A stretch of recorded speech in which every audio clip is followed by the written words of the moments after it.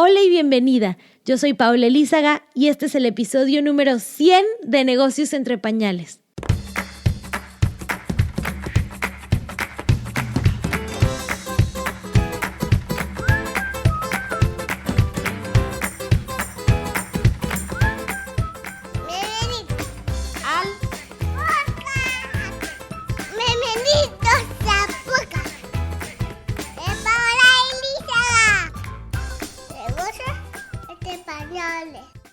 Bienvenidas a un episodio más de Negocios entre Pañales.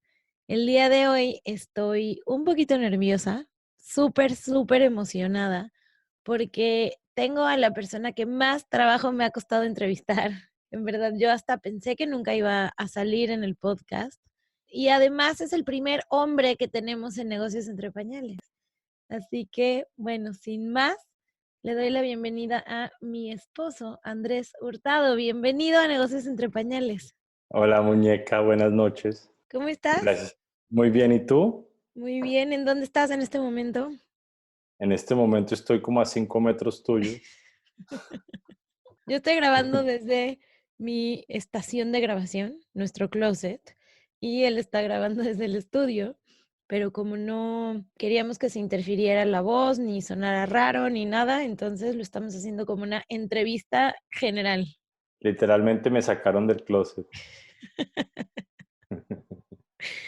Bueno, cuéntanos un poquito quién es Andrés Hurtado, quién eres tú como persona, como hombre, como papá, a qué te dedicas. Cuéntanos. Bueno, yo estoy emocionado, también estoy nervioso y tengo mucha curiosidad de estar acá y te doy las gracias de abrirme el espacio. Te cuento un poco, yo soy Andrés y a mí me definen las personas al lado mío, un poco mis experiencias y mis prioridades. Primero que nada, soy el esposo de Paola, soy tu esposo, soy el papá de Martina y de Nico, soy hijo de Carlos y María Cristina, soy hermano de Julián y Sebastián, soy amigo, tengo un trabajo y tengo unos hobbies que me nutren y me redondean mucho. Me encanta leer, me encanta la naturaleza, me encanta cocinar, me encanta correr, me gusta una muy buena conversación y me gusta viajar.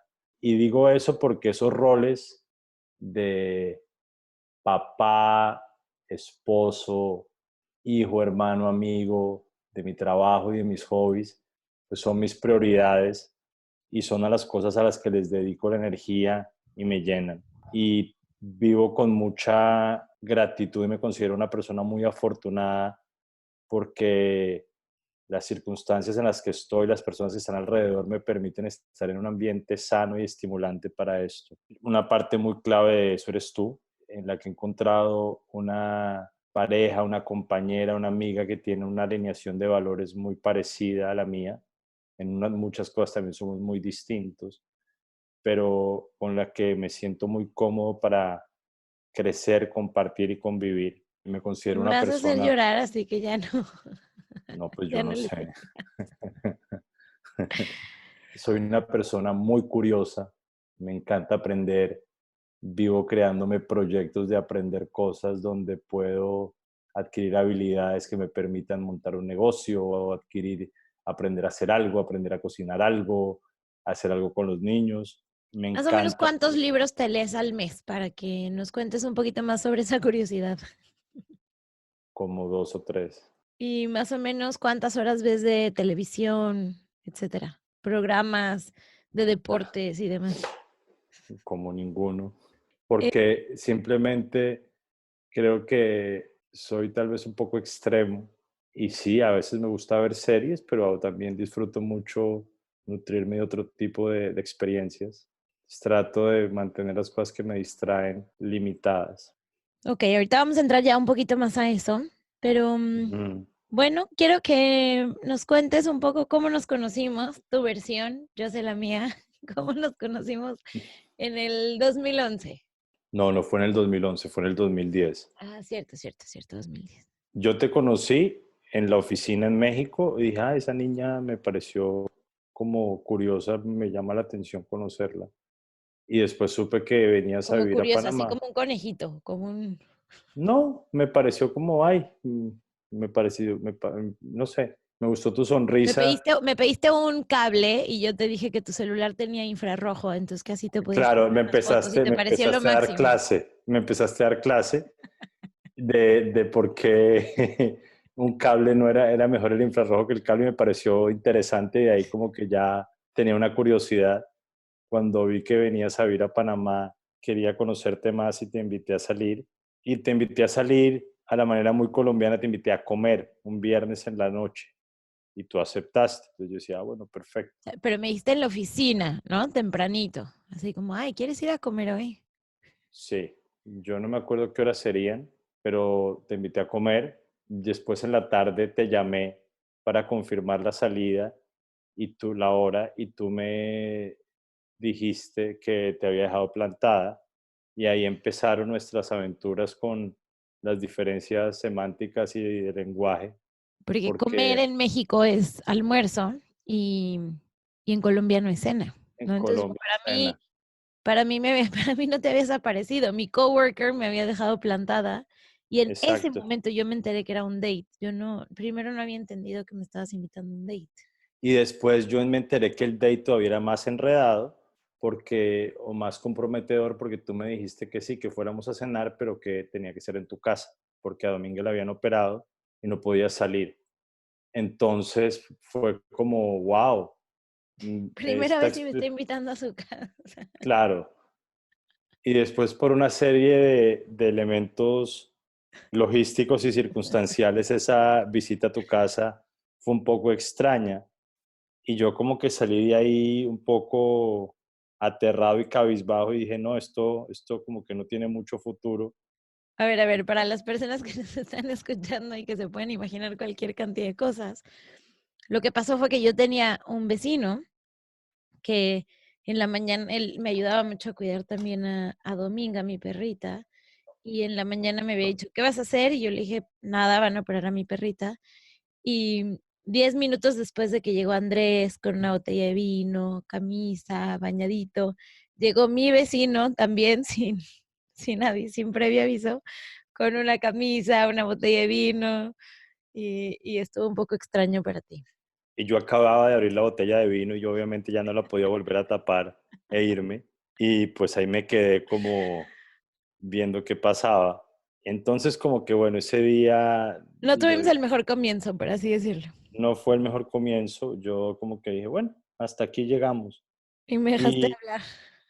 sí, pero se fueron dando como una serie de nuevas oportunidades de encontrarnos y conocernos. Pero con mucho, o sea, primero fue con mucho rencor, porque yo No, no llevaba era el detergente rencor. Ate, tú llevabas el detergente Ariel. Teníamos que tener reuniones para hablar de cosas de marcas y te ponía reuniones y me dejabas plantada, con intención, con alevosía y ventaja. No, o por indiferencia, yo no. No, más que nada era como odio, como rencor. No, no, no, no, no. No, no, no. Y Bueno, después, bueno, entonces, ¿qué fue cambiando pasó? la cosa. Como enero del 2011. Sí. Pero este es un podcast de negocios entre pañales, no de... Bueno, pero tenemos que dar también un poco el preámbulo de cómo fue, esas diferencias culturales, pues estuvieron desde el principio. Exacto. Pero después nos fuimos conociendo, me fui dando cuenta que teníamos intereses muy similares, valores similares, que la pasábamos bien, me fui familiarizando con la idea de construir una familia contigo, me fui enamorando y ahí comenzó como una aventura que lleva más de 5 años de casados, 2 hijos panameños y muchas historias. Y que aquí me tiene a tu lado, admirado, sintiéndome muy orgulloso de ti, siendo parte de este podcast. Y en la vida, un poquitito tú clavado en la vida pública, de la cual nunca has querido estar mucho ahí, ¿no? Hay algo como de ti que no te gusta Instagram, no te gustan las redes, no te acuerdas de tus passwords, nunca las abres, y hoy estás haciendo una excepción para estar aquí en Negocios Entre Pañales.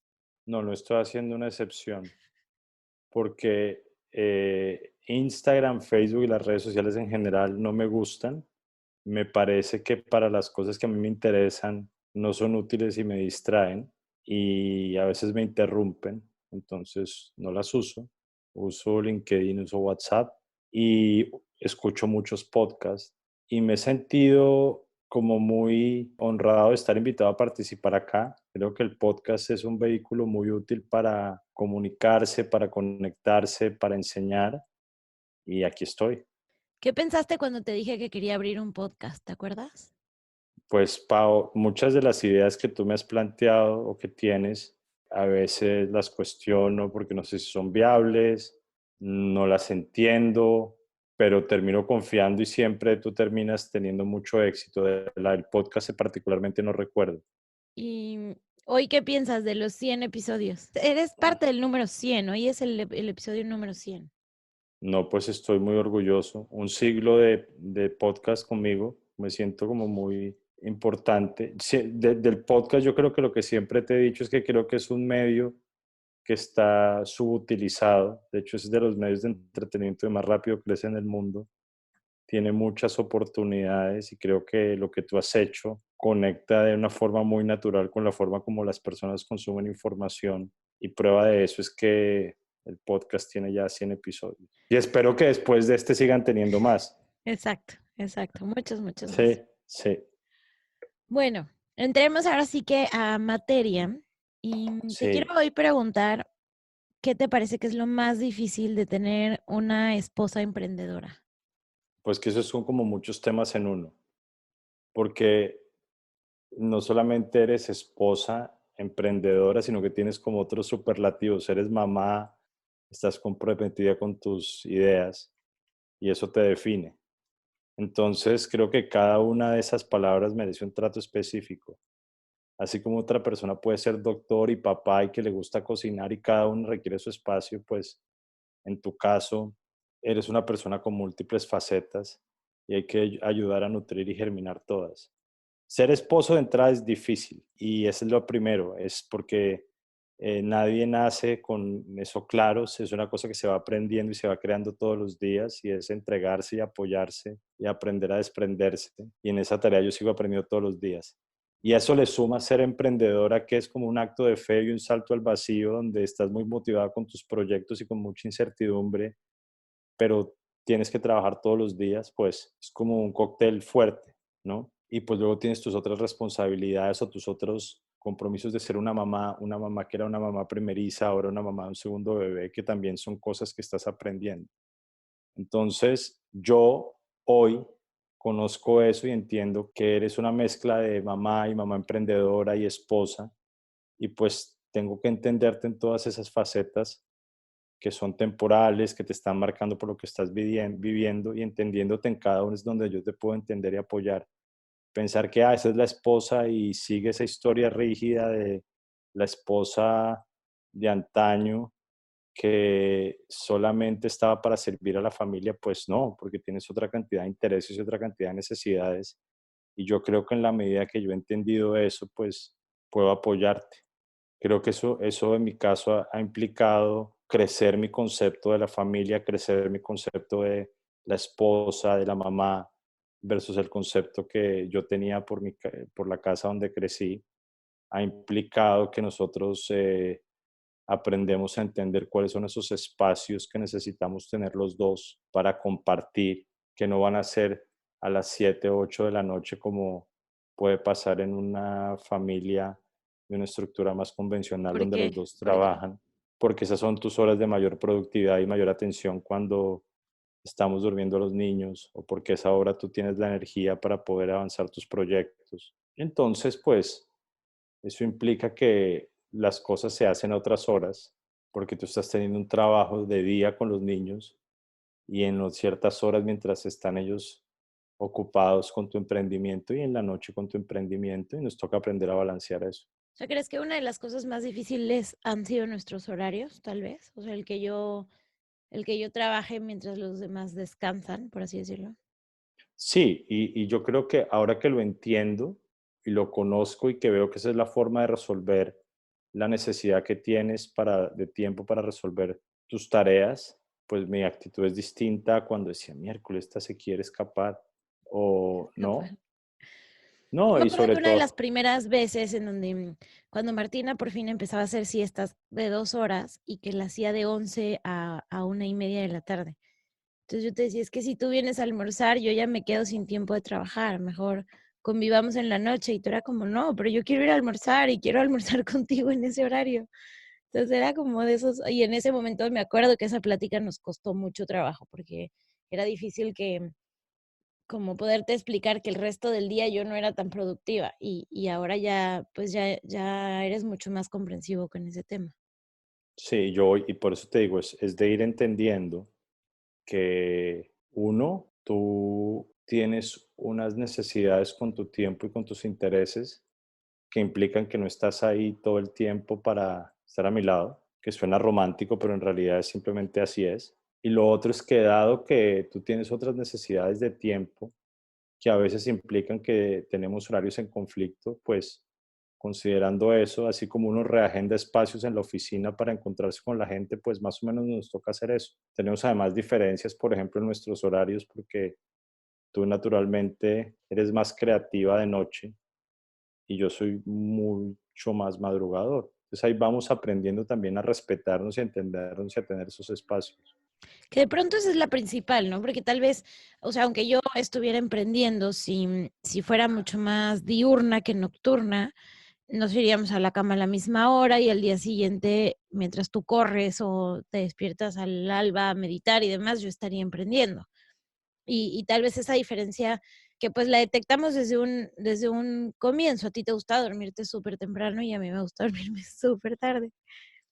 No, Pero es parte de entender que la otra persona es diferente y que, pues, valorar nuestras diferencias, que ha sido algo que hemos ido aprendiendo, yo creo, con el tiempo. Así como tenemos muchas cosas en las que pensamos muy similar en cuanto a valores de crianza y que gracias a Dios en eso estamos muy alineados, pues sí, nuestras horas, tú estás en Europa y yo estoy en Panamá. ¿no? Y yo creo que en eso hemos evolucionado y hemos tenido golpes y discusiones como se pueden tener con cualquier pareja. Y yo creo que tal vez la actitud que teníamos antes era un poco la actitud de Martina, que alguien no hace lo que ella quiere y uno dice automáticamente el otro es malo y no me quiere. Y después nos hemos dado cuenta, no, no es que sea malo, es que es así, esto es lo que necesita y esto es lo que yo necesito. ¿Cómo podemos dialogar y poner estas necesidades en en un espacio donde las podemos compartir? Y creo que eso lo vamos construyendo. Bueno, eso me gusta cómo comparas eso a los Terrible Twos, porque si hay algo que hemos visto es que prepararnos para la crianza nos ha ayudado también a nosotros como seres humanos, ¿no? Sí, Me acuerdo bien de la vez que escuchamos el libro de The Whole Brain Child en la carretera a la playa y que, o sea, más que ayudarnos como papás, era como, wow, por eso es que tú te sientes así, por eso es que yo me siento así, como se nos abrió un universo de cómo entender nuestra mente y nuestras emociones. exacto. Si no es que seamos zen y nos haya llegado la idea así de la nada, es que estas experiencias de ser papás y de ser esposos son duras, son diferentes y te implican, te obligan a buscar respuestas o herramientas y en esas herramientas los primeros que terminan entendiéndose somos nosotros.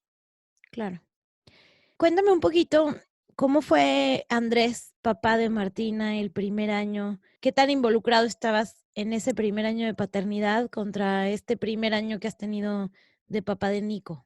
No, pues es una de las grandes cambios. Yo creo que ese Andrés de hace 4 años, cuando Martín era bebé, era un estilo de paternidad e involucramiento de la casa que hoy yo considero anacrónico porque yo solamente llegaba a almorzar, desayunaba, comía, me dormía y como que ahí ayudaba. Y sí, qué linda la niña y me encantaba leerle y estar con ella, pero entraba y salía con facilidad y con descaro de la escena. Tenía mis viajes de trabajo, mis planes afuera, y yo simplemente asumía que toda la casa funcionaba y que todo funcionaba solo. Y yo creo que ahora que después de ir hablando, de ir aprendiendo, de ir entendiéndonos también, de hablar, conocer lo difícil que es para una pareja el nacimiento del primer hijo, como que yo me he ido despertando y he ido reconociendo que miércoles, al final acá esto es tarea de todos. Si es duro cuidar a una, es duro cuidar a dos. Necesitamos todos meter la mano, organizarnos. Yo además he ido viendo el progreso de tu proyecto, la necesidad que tiene tu proyecto, el espacio que necesitas y pues como que voy naturalmente entrando a jugar un papel más comprometido con cuidar a Nico y con cuidar a Martina. También me siento mucho más cómodo como papá, también me siento mucho más cómodo con ellos, también entiendo mucho mejor cómo funcionan. Y pues ya para mí, parte de mis rutinas del día es asegurar que yo estoy en la casa a cierta hora para comer y dormirlos y dormirme cuando los duermo, para asegurarme que sus cosas de la mañana están listas, para recibir a Martina del bus y ya para mí eso es parte de la rutina y listo ya. Y creo que eso ha permitido que yo tenga un poco más conciencia de todo lo que tiene que pasar en la casa, porque antes la casa funcionaba automáticamente, casi como un hotel, y yo sé que no. Y además estoy mucho más cerca de los niños, más cerca de sus momentos, más cerca de lo que les pasa, y siento que estoy teniendo una experiencia de papá mucho mejor. ¿Y me sientes a mí menos estresada esta segunda vez que la primera? O sea, ¿sientes que el que tú hayas tomado más cancha ha permitido que yo, no sé, que yo esté menos, no sé si es estresada la palabra, porque no sé si estaba estresada con Martina, no, tal vez no era consciente de eso, hasta hoy que lo veo en retrospectiva. Sí, yo creo que hoy en día está todo más claro y la conversación es más sana y tú tienes, digamos, más tranquilidad en saber que cuando necesitas hacer algo en los tiempos que tú has elegido para tu trabajo lo puedes hacer. Cuando antes yo veía que tú terminabas haciendo múltiples malabares para buscar el tiempo, te frustrabas, pero ni tú lograbas entender por qué estabas frustrada, ni yo lograba entender por qué estabas frustrada, y no nos entendíamos, y ahora simplemente ya sabemos que tiene que ser así, sabemos que tiene que ser por qué.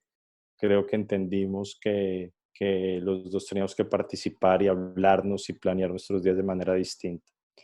Y ha sido un proceso, eso es para mí bien importante que lo hablemos como tal, porque a veces uno asume que hay una pareja perfecta o hay una relación perfecta y se pierde de vista esto de que es algo que constantemente se tiene que trabajar, ¿no? A mí me acuerdo que uno de los grandes milestones en esto de irme preparando fue cuando tú me recomendaste el libro de Brave Not Perfect y tú te lo empezaste a leer por ser papá de una niña, ¿cierto? Esa fue como tu motivación a Sí, entender más a las mujeres.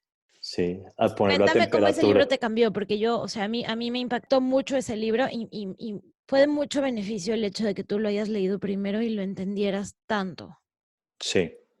Entonces, ¿qué me pasó a mí? Al empezar a leer sobre ser papá de una niña y no ser papá de un niño, como que yo me di cuenta que mi relación con Martina como papá iba a ser muy determinante en la forma como ella se cría, define sus valores, define sus referencias, define sus límites. Y me planteé cuál era la manera correcta de acompañarla a ella para que creciera con ciertos criterios y ciertos valores, sobre todo que nos habíamos definido, que era que fuera independiente, que fuera segura, que fuera una niña tranquila. Y ahí creo que fue, no sé si fue algo de Brené Brown o Amy Cuddy o alguna de estas señoras, que decía que las niñas y los niños cuando son pequeños son iguales, porque todo es igual, el cerebro, todo es exactamente igual, pero que llega un momento como alrededor de los 10 años donde por cuestiones de género, de machismo, también de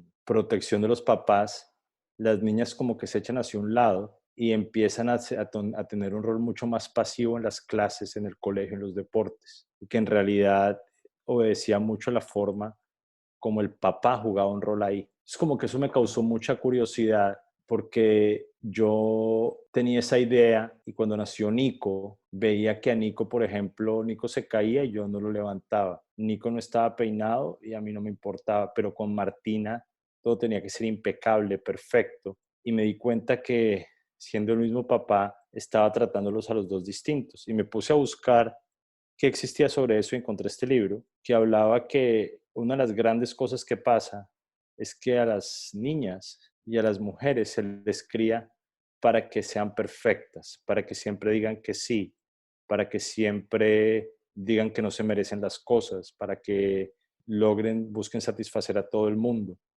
Y hablaba de cómo esta señora que es hindú fue dándose cuenta y comparando cómo el hombre es totalmente distinto. Al hombre lo premian por ser agresivo, por ser asertivo, y hablaba de posiciones, historias que tienen que tomar las mujeres para ser más brave. Y me gustó porque ya me hace pensar a mí que sí, Martina es una niña, pero Martina al final es una persona que yo tengo que acompañar a que desarrolle su máximo potencial con la sensibilidad correcta y con el temple correcto, sin ponerle ningún tipo de sesgo de género. Y eso me abrió la cabeza. Y de hecho es el libro que más he regalado. Y te lo di ahí a ti. Y creo que ese libro nos permitió a nosotros dos aclarar una cantidad de conceptos que estaban como en el aire y que no habíamos podido formular de manera concreta. Muchísimo. O sea, a mí ese libro me cambió en tantos aspectos porque en ese momento yo dije, ok, no tengo que ser la housewife perfecta y puedo entonces decidir que hay cosas que voy a delegar y hay cosas, por ejemplo, lo del gnomo, ¿no? El elf on the shelf. No lo voy a hacer. ¿Por qué? Porque no me dan la vida y está bien que no me den la vida y está bien decir que no. Yo creo que antes yo misma no me había dado permiso de decir que no. Y Sí, me daba mucha culpa, tal vez que tú llegaras y no estuviera la cena hecha, ¿no? Y creo que también tú te diste cuenta como cuando nos casamos, yo creo que muchos vestigios del machismo mexicano que estaban dentro de mi, de mi ser empezaron a salir, ¿no? De que aunque tal vez no era lo mío, pero yo quería cocinar y quería hacer la cena y a la vez quería trabajar y a la vez quería leer y a la vez y no me alcanzaba el tiempo. y yo creo que, por ejemplo, el libro para mí hizo un clic muy fuerte, porque por un lado yo siempre tengo o trato de tener muy claras mis prioridades y es muy fácil decirle que no a algo que no está en línea con eso. Pero yo, cuando tú me decías que no a algo, yo como que reaccionaba porque ¿cómo vas a decirle que no a algo? ¿No? Y cuando me pongo a entender que al final, pues obviamente yo estoy también condicionado por una crianza y una idea donde la mujer le dice que sí a todo y entiendo que no tiene que ser así, como que eso nos abrió un espacio muy sano para poder compartir en la casa. Entonces ahora lo que pasa es que ya estamos mucho más claros con que exista un nivel de caos más grande en ciertas cosas que no son importantes para el día a día de la casa. Y a soltar, exacto, que yo creo que como papás nos ha hecho mucho bien, ¿no? El decir, a ver, sí, van a haber momentos de caos en la mesa y está bien, es un proceso en donde pues están aprendiendo a comer. Creo que la primera vez cuando veíamos, por ejemplo, que Martina tiraba todo al piso, decíamos, esto de Baby Led Winning es un desastre, ¿cómo? Nos está comiendo la comida. Y ahora con Nico nos reímos y decimos, es un proceso y eventualmente ya no va a tirar la comida al piso. Pero sí creo que pues bueno, nos ha ayudado mucho el poder ser más tolerantes a la imperfección y el abrazar esa imperfección y no creer que ya es un estado permanente. Sí, que todo esto es temporal, que vamos viendo, que uy, ya aprendí que cómo se comporta Martina, cambió el mes, ya cambió todo. Nico ahora hace algo y cambió todo. Y otra vez es volver a entender cómo los manejamos. ¿Te acuerdas de la primera vez que te quedaste solo con Martina? Sí, ¿Cuándo fue? creo que fue un día que tú fuiste a una clase de spinning, cuando Martín era bebé, que yo le di agua de un vaso o leche, yo no me acuerdo. Esa es una. Que terminé saliendo en un Facebook en Polonia, creo, porque esa es una. Ah, con el Dairy Cup.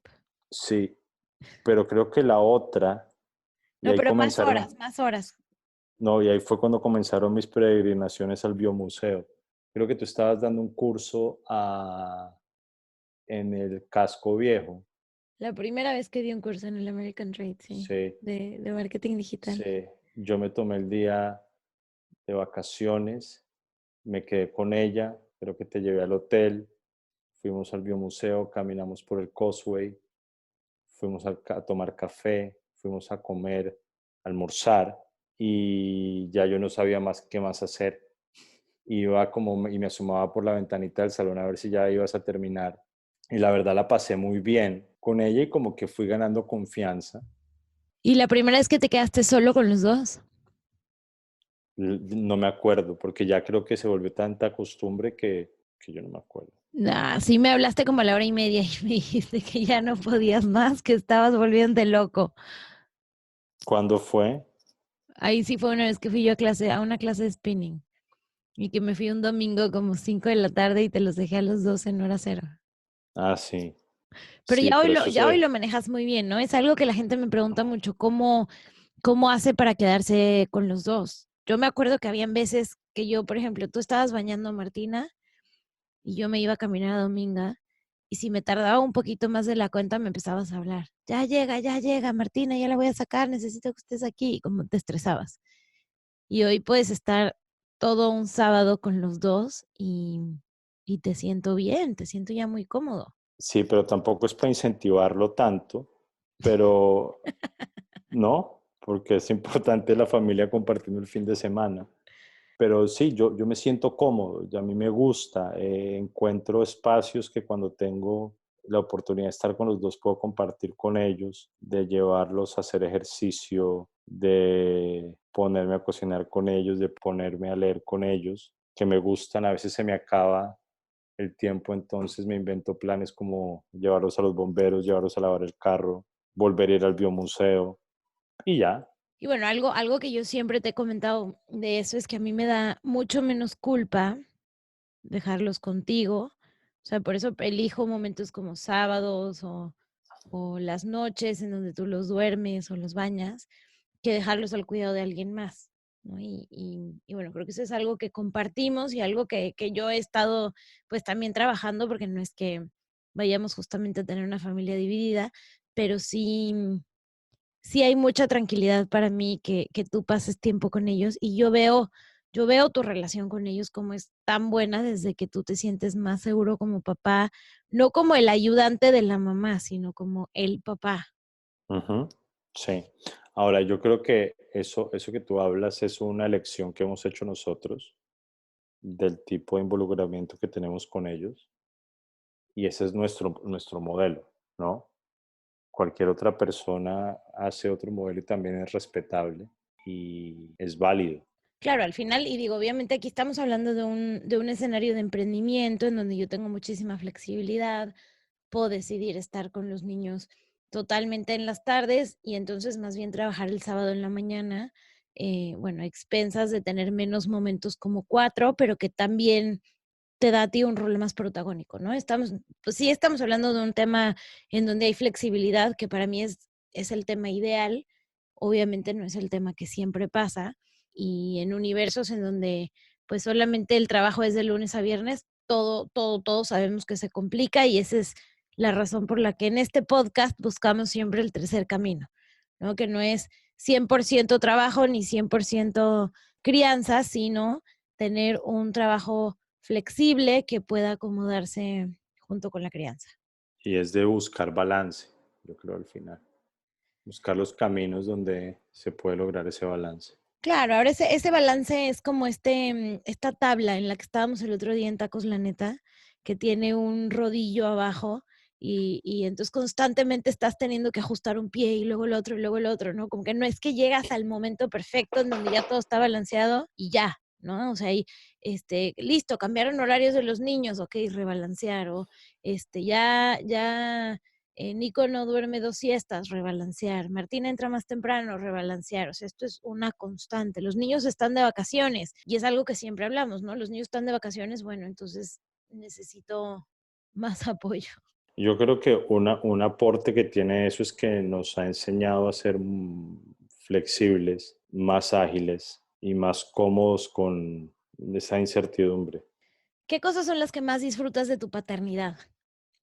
Pues a mí me encanta cuando se despiertan, me encanta comer con ellos, desayuno, almuerzo, comida.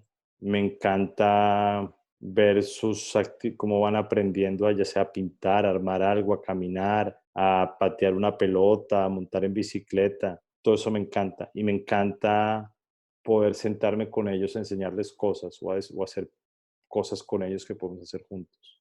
experimentos, armar un rompecabezas, me gusta mucho eso. ¿Tú crees que Mm. hoy en día los papás se dan ese permiso de jugar con sus hijos, de tener esos momentos? ¿O notas que, que aún vivimos en una época en donde el papá cree que todavía no, o que no debe de tener un rol tan protagónico? No, pues yo no sé. Pero ¿qué Eh, ves? ¿Qué ves entre los demás papás? yo veo que hay un espectro muy grande, Pau, porque veo Andrés es muy que diplomático y no quiere no, decir no, yo no, nada. no es que sea diplomático, no, es que hay papás que lo tienen muy claro y es su prioridad y crean el espacio, pase lo que pase. Hay papás que por las demandas de su trabajo y sus prioridades no tienen el tiempo. Hay papás que por el tipo de cultura en la que han crecido, ese rol es secundario y simplemente la interacción con el bebé es en ciertos momentos. Hay de todo. Pero sí creo que cada vez hay más conciencia, por ejemplo, de si hablo con mi papá, que considero una persona muy sensata y muy cercana, las conversaciones que él tenía con nosotros o el involucramiento que tenía cuando éramos chiquitos versus el que yo veo que tienen hoy el grueso de papás es muy distinta.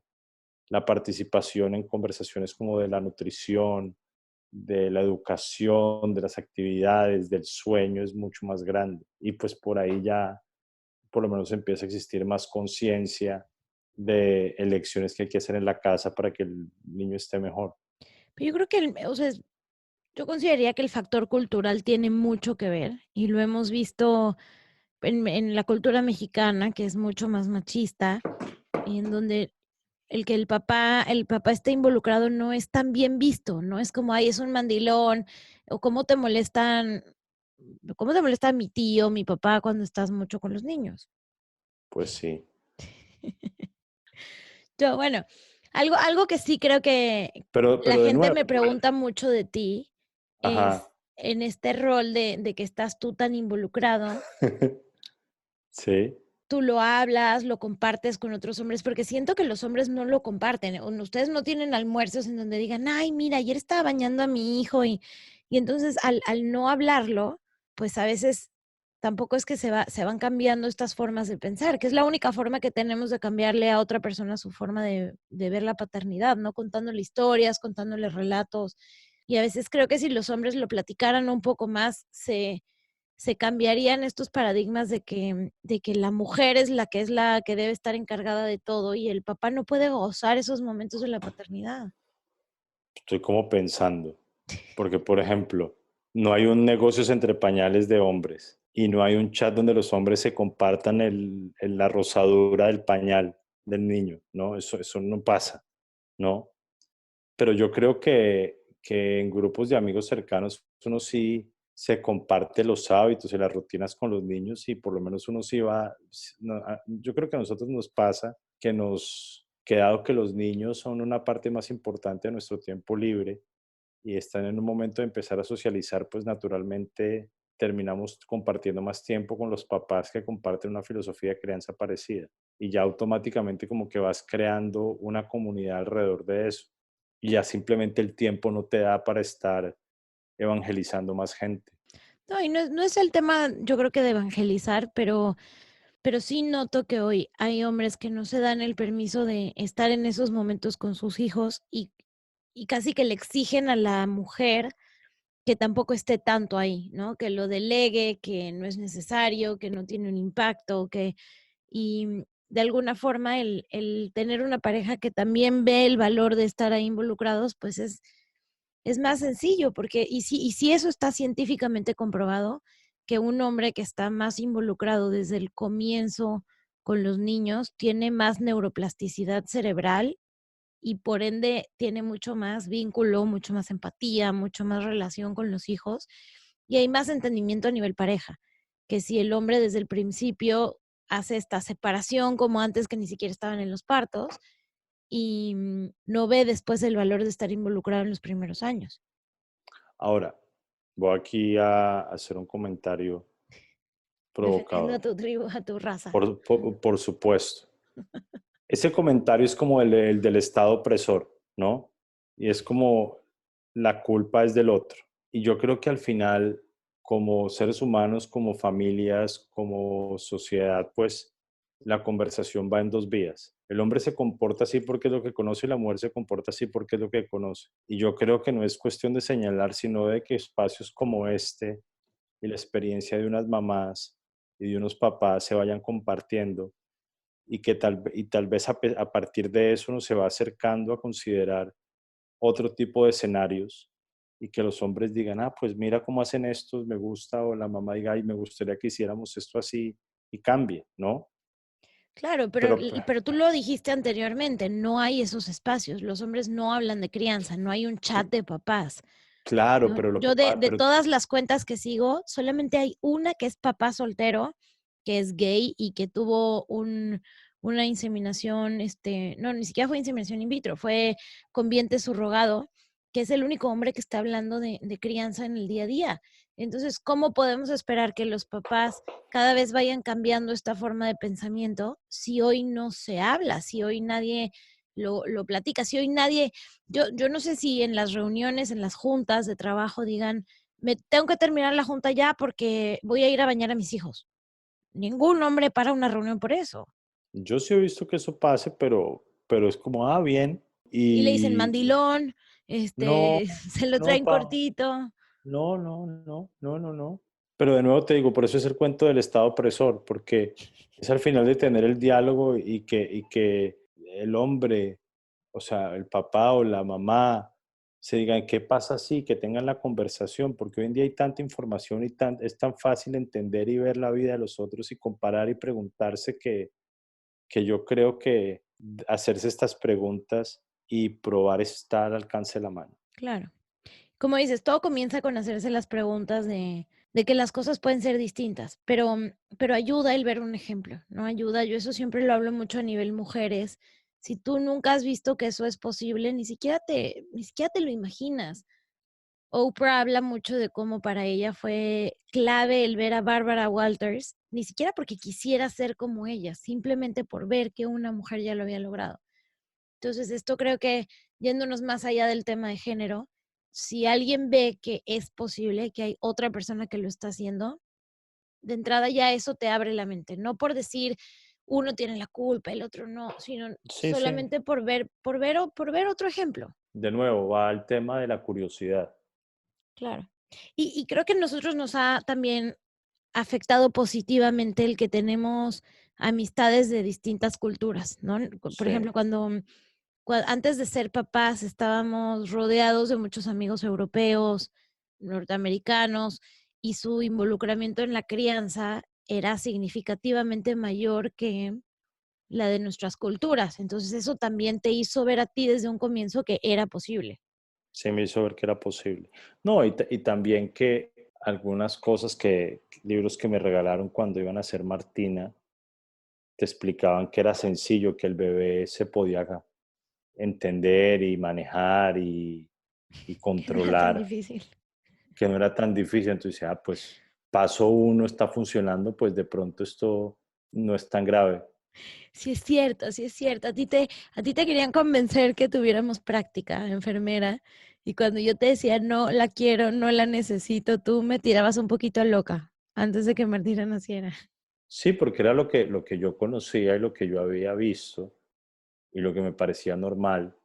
Y me acuerdo que mi hermano me regaló un libro, estoy buscando por aquí, que hablaba de crianza y hablaba de las diferencias de cómo crían a los niños dependiendo de las culturas. Y en ese libro citaban a un pediatra francés que se fue a vivir a Estados Unidos y decía que la gente Michelle era muy Cohen. rara, Michelle Cohen, porque decían que todos los niños tenían hiperactividad, reflujo, eran celíacos y en realidad era simplemente la sobremedicación y el sobrecuidado.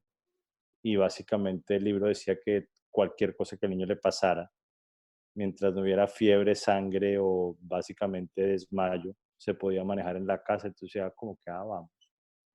Y así hemos ido aprendiendo. Y eso a mí me dio mucha confianza porque las primeras experiencias con Martina las manejé con eso y como que fueron funcionando bien. Y después creo que vimos otro video que hablaba de cómo dormir al niño en menos de 5 segundos y en eso me volví un experto. Decía, no, pues esto Es funciona. cierto, Martina se dormía pegada a la chichi todo el tiempo. Por eso Cuando me me la lloraba prestabas, cuando te la eh, prestaba. claro, porque ahí también de nuevo, no era que yo no quisiera, sino que no me la prestabas. Te la daba 5 minutos y luego era como, ya, ¿me la puedes regresar, por favor? Sí, le decías, no pasó nada, todo está bien. No.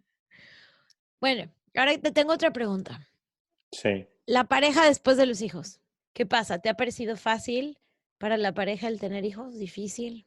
¿Recomendado? ¿No recomendado? miércoles, estoy procesando, porque los hijos siguen acá, ¿no?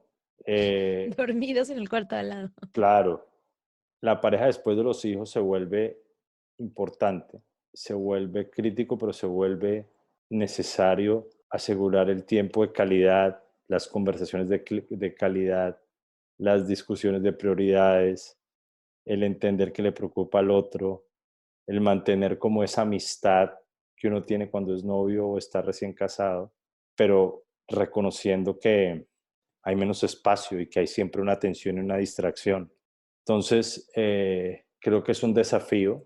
En nuestro caso, creo que el desafío fue mucho más grande con Martina que con Nico. Con Martina porque todo era nuevo y estábamos aprendiendo a ser papás y a ser esposos y a manejar múltiples El primer año de Martina responsabilidades. fue muy duro para mí. Entre todo lo Sí, nuevo, tus viajes, tú estabas viajando una vez cada 2 semanas. sí. em, No, y ahora como yo tengo, uno, tenemos más conciencia, dos, hemos leído, hemos aprendido la importancia de darnos ese espacio y de asegurar que por ser papás no tenemos que ser mártires y que dejamos todo por los hijos, pero después no queda nada entre nosotros, sino que asegurar que protegemos el espacio para nutrirnos, para hablar, sobre todo para hablar. Es importante. Y ahí Ayer yo una veo pareja de que, amigos nos agradeció haberlos inspirado a tener date nights y que aunque pensaban que no era necesario, una vez que empezaron a tener date nights se dieron cuenta de lo tan necesario que había sido, ¿no? Y yo sentí muy bonito. sí, yo también, me puso mucha presión para hoy, yo como que decía miércoles. Yo creo que es algo que a veces te recomiendan, pero uno piensa que no es necesario, ¿no? Sobre todo porque, pues en nuestro caso llevábamos a Martina a todas partes, nos íbamos de viaje con ella, sentíamos que todo estaba perfecto, que éramos una familia, que no necesitábamos espacios de pareja, hasta que nos dimos cuenta que sí lo necesitábamos.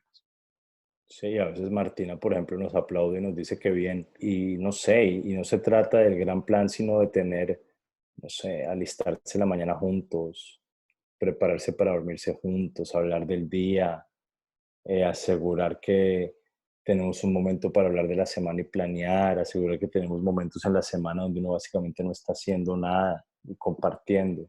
Que el otro se recargue. Yo creo que en el momento en el que empezamos a preguntarnos, como ya tuviste tu tiempo de recargarte, no sé, en tu caso ir a correr, en el mío también hacer ejercicio, o sea, como darnos cuenta que el otro lo necesitaba para estar de mejor humor, para ser más humano. Sí. Y no sé, siento que antes lo veíamos como un beneficio, mira, tú ya fuiste con tus amigos, o tú ya fuiste a correr, tú ya fuiste, y hoy lo vemos como una necesidad. No, y en un momento también se veía como egoísta, como, uy, ¿qué le pasa? ¿Se va a ir y me va a dejar acá? O tú decías, no, se va a ir y no está pendiente de los niños ni de que yo tenga mi espacio. Y ahora uno simplemente, de nuevo, dice, ella necesita este espacio para estar bien y necesitamos este espacio para estar bien los dos, organicémoslo para tenerlo. Creo que también, o sea, y aquí hablo por mí, yo el primer año y medio, 2 años de mamá, jugué este papel de la mamá abnegada, que pues yo no me voy a tomar tiempo para estar con mis amigas, pero al final se va construyendo ese resentimiento, yo no me tomo tiempo para hacer ejercicio, pero también como que después, entonces si tú sí te lo tomabas, había un reclamo de mi parte, pero por otro lado, Ujú, yo no estaba comunicando asertivamente o no estaba entendiendo asertivamente que yo también lo necesitaba. exacto. Entonces, como este momento de poder tener un diálogo y bajarle a las expectativas de que la otra persona me va a leer la mente y más bien ponerlo en papel y decir, necesito tiempo para mí, necesito tiempo para trabajar, necesito tiempo para no hacer nada, necesito tiempo para estar contigo, obviamente. y creo que eso ya nos puso en un plano distinto. Así es. Cuéntanos un poquito las dificultades hoy en día del tema de emprender y de cómo esto afecta en el día a día de una familia. Las dificultades de emprender. Sí, de que tal vez yo no tenga horarios o no tenga rutinas, no solamente de de lo que hablamos en un inicio, como de que a veces trabajo mucho en las noches, sino de tal vez que como pareja esperas que o piensas que la persona está ahí siempre presente, pero no. A ver, no habíamos hablado un poco de eso antes, es cuando tú eres emprendedora o eres emprendedor, tu negocio, tu tiempo está asociado a ti todo y tu éxito es directamente proporcional a tu tiempo. Y tú eres el que cobra, tú eres el que hace, tú eres el que vende, tú eres el que hace todo. Entonces, cuando tú metes eso en la estabilidad y estructura que uno espera tener en una familia, de horas de comer muy organizadas, de horas de sueño muy organizadas, pues naturalmente eso se va a ver afectado. Y yo creo que hay un salto grande, una diferencia grande entre el mundo corporativo o el mundo de los horarios fijos de 8 a 5 y el mundo del emprendimiento, que el primero tiene como mucho orden y el segundo tiene como mucho aventura y mucho caos, en el buen sentido de la palabra. Entonces creo que cuando hay un emprendedor en la casa, pues el caos va a estar porque algo se cayó, algún cliente requiere alguna atención el fin de semana, algún proyecto requiere atención de noche. Siempre como seres humanos, pues planeamos optimistamente y después damos cuenta que necesitamos más tiempo. En una oficina uno resuelve eso pues al día siguiente, pero siendo emprendedor se resuelve de noche. Entonces todas esas son realidades que uno empieza a tener. La realidad de que este cliente no pagó o de este proyecto no ha salido, pues son realidades que uno empieza a tener. Entonces, creo que cuando yo veo eso, veo que nos ha obligado a tener los pies muy sobre la tierra, sobre lo que de verdad podemos hacer con el tiempo que tenemos, lo que de verdad podemos hacer con los recursos que tenemos, a qué nos podemos comprometer, ¿no? Y creo que eso lo hace a uno, te hace a ti mucho más responsable, me ha enseñado a ser a mí mucho más claro, responsable también sobre las cosas que queremos hacer en la casa. Pero también pienso que el modelo de emprendimiento que tú tienes no es un modelo de emprendimiento como aniquilante de tu tiempo, porque tú no estás comprometida con ningún fondo de inversión a entregar resultados ni nada, sino tú lo estás haciendo porque tú quieres, porque genuinamente te gusta, porque te completa como persona en tu rol de mamá. Y eso hace que sea algo que vaya fluyendo y que va funcionando y va funcionando y va funcionando y que lo hemos ido haciendo y cada vez es algo más importante dentro de el éxito de la casa, los ingresos de la casa. Veo que te llena a ti mucho como persona y yo creo que te llena mucho como persona, beneficia mucho a los niños por los valores que les estás transmitiendo, te conviertes en un ejemplo para mí, le das mucho valor a muchas personas y yo creo que eso, en nuestro caso en este momento, pues es mejor que los retos que uno vive en el día a día. Ahora, no es fácil, no es para todo el mundo. Esto de pensar que yo soy emprendedor y las cosas llegan solas, eso no pasa.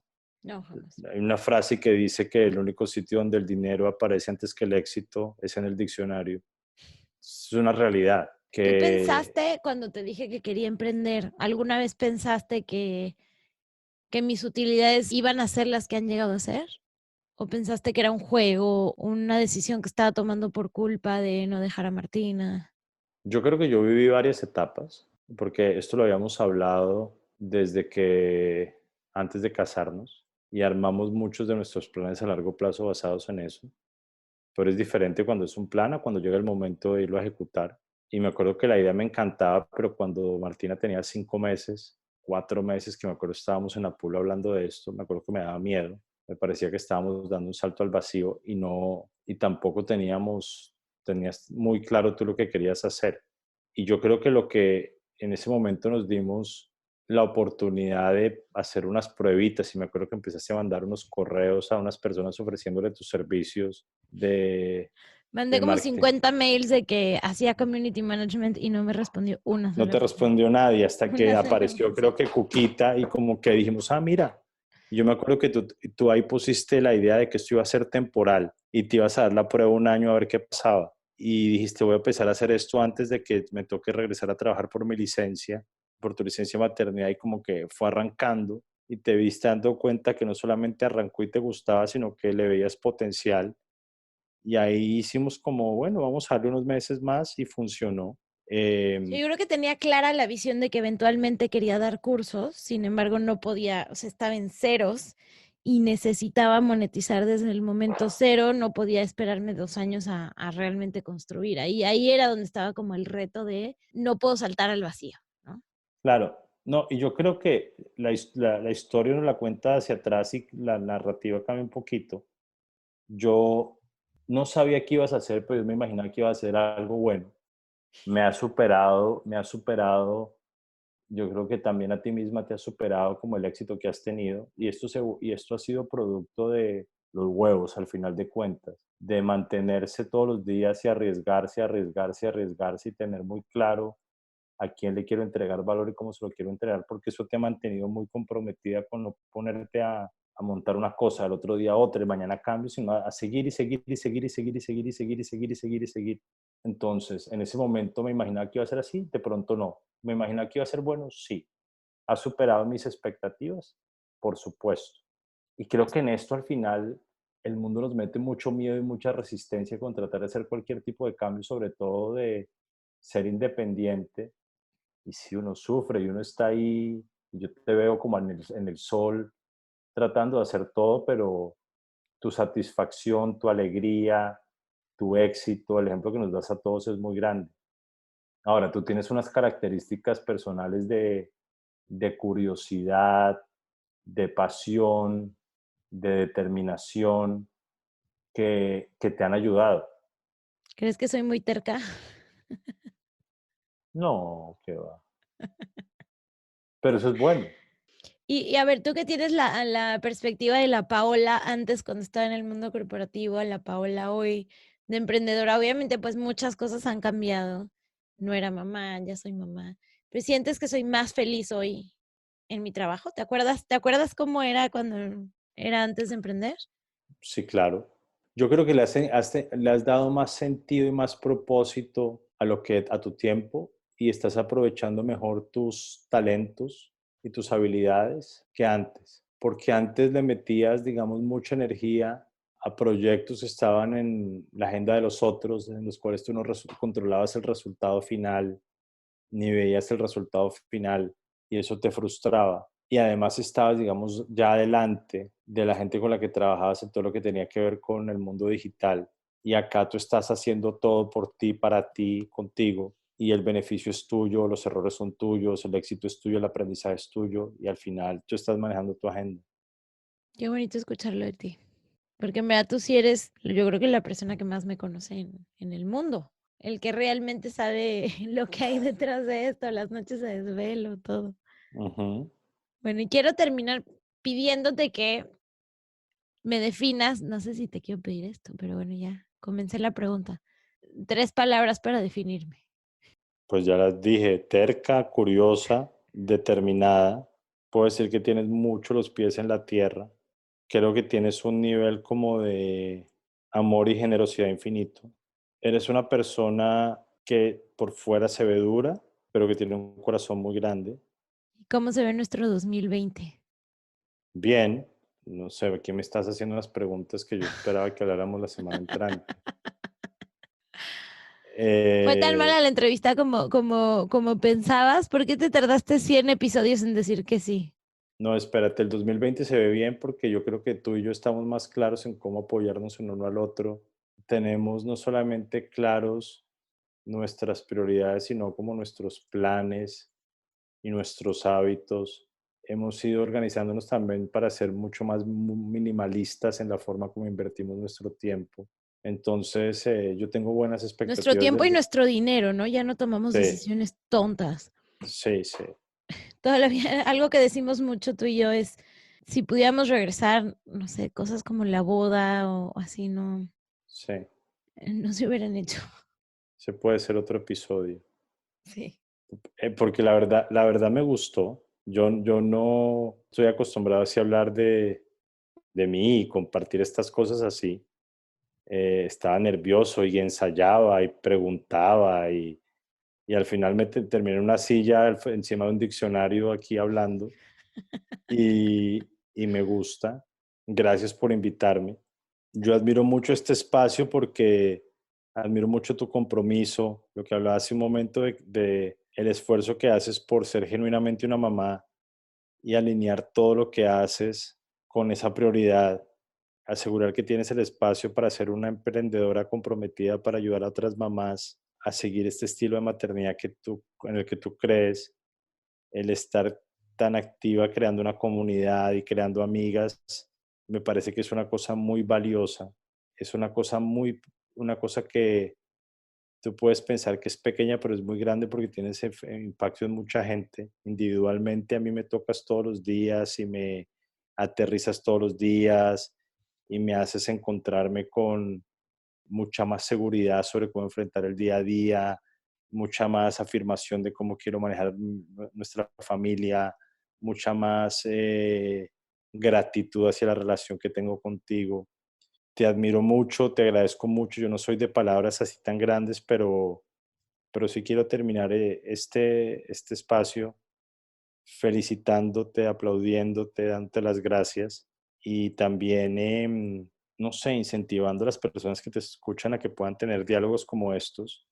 Yo creo que a pesar de que hoy la conversación suena fluida, pues yo también he tenido un proceso de crecer y entender mi rol como esposo, como papá, como amigo, como apoyo, donde también he tenido momentos donde estoy en posiciones diferentes a las tuyas y eso nos ha generado fricción y nos ha generado estrés y nos ha generado discusión. Y si esto contribuye a que otras familias en otras circunstancias aprendan de nosotros, pues me doy por muy bien servido. Te agradezco mucho por el espacio, te amo, te felicito, gracias. Mm, Ya voy a colgar para irte a dar un abrazo grandote.